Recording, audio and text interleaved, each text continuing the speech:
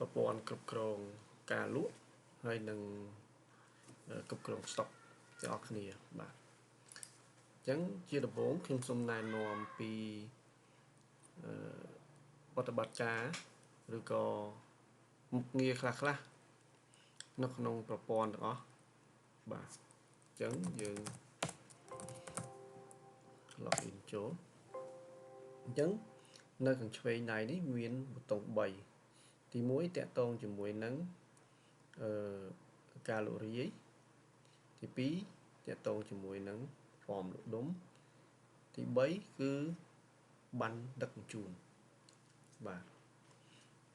អញ្ចឹងប្រព័ន្ធលក់រាយគឺបើកមកគឺទម្រង់ចេះគឺយើងអាច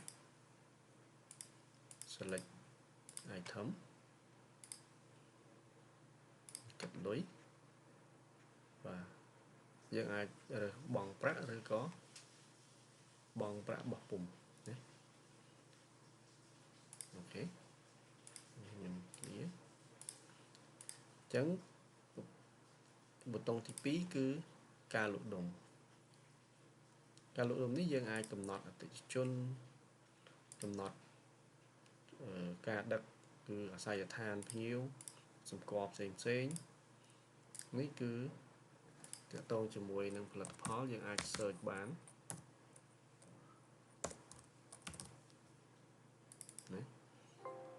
យើងអាចដាក់តម្លៃយើងអាចបំបែកຂະຫນາດតំណែងបាទអញ្ចឹង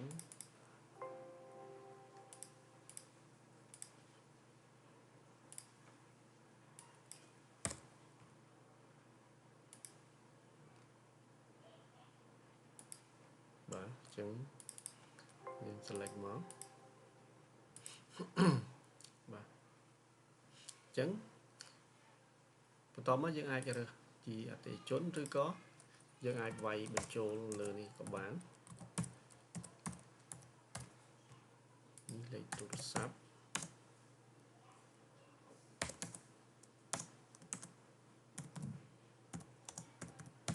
វាហោអាស័យដ្ឋាន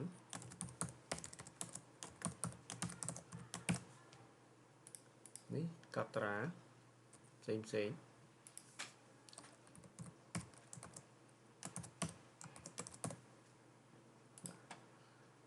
ងយើងរក្សាទុកនេះយើងអាចរើសជា A4 A5 ឬក៏ thermal ណា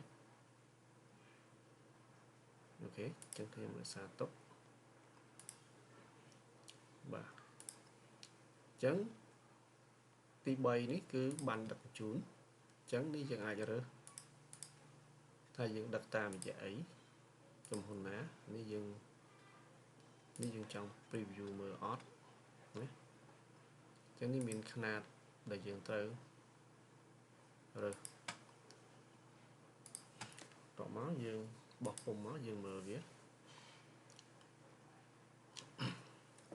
បាទនេះគឺទម្រង់បាទវាចេញទីតាំងភ្ញៀវចេញការ comment ផ្សេងអញ្ចឹងយើងអាច print បានណាអូខេអញ្ចឹងបន្តមកទៀតក្នុងនេះវាមានការគ្រប់គ្រងការលក់ក្នុងនេះវាមានព័ត៌មានផ្សេងដូចជាព័ត៌មានលក់រាយដែលយើងមើលខាងមុខវាមានការបង្កត្រឡប់មានប្រព័ន្ធលក់ដុំកែថ្លៃដើមហើយសរុបជីប្រចាំថ្ងៃនេះការកត់ត្រាផ្សេងណាអញ្ចឹងបន្តមកគឺគ្រប់គ្រង stock វាមានការបញ្ជាទិញទទួលការបញ្ជាទិញគឺការបញ្ចូល stock អីហ្នឹងហើយនឹងការដក stock ឬក៏ការតម្រូវ stock ពេលដែរយើងរាប់ stock ប្រចាំឆ្នាំអីហ្នឹងគឺប្រចាំខែនេះគឺការកត់ត្រាព័ត៌មានតាក់ទងមួយជាមួយអ្នកគ្រប់គ្រងអតិថិជនបុគ្គលិកព័ត៌មានឃ្លាំងមានព័ត៌មានទំនិញកត់ត្រាការបញ្ចុះតម្លៃនិងការធ្វើបាកូដផ្សេងណានេះគឺតាក់ទងជាមួយនឹងប្រព័ន្ធហិរញ្ញវត្ថុគឺវាមានកត់ត្រាពីការជំពាក់ អ្នកប្រកងសងប្រាក់ឬក៏អតិជនជំពាក់ប្រាក់វាមានការកត់ត្រាចំនួនចំណាយជាដើមនេះជារបាយការណ៍ចំណេញខាតអីគឺនៅក្នុងនេះណាតបនេះគឺការកត់ត្រាផ្សេងដូចជាព័ត៌មានក្រុមហ៊ុនការកំណត់ម៉ាស៊ីនបោះពុម្ពផ្សេងណាហើយនេះគឺយើងអាចថតចម្លងឬក៏គេហៅ backup នោះបាទហើយនេះគឺជាប្រព័ន្ធសុវត្ថិភាពដែលកំណត់ទាក់ទងជាមួយអ្នកប្រើប្រាស់និងកំណត់សិទ្ធិផ្សេងបាទអញ្ចឹងប្រព័ន្ធរបស់យើងគឺមានពីរភាសានេះយើងអាចដូរនេះបានណាអញ្ចឹងនៅក្នុងហ្នឹងគឺទូរទស្សន៍អញ្ចឹងខ្ញុំលម្អិតនៅវីដេអូក្រោយ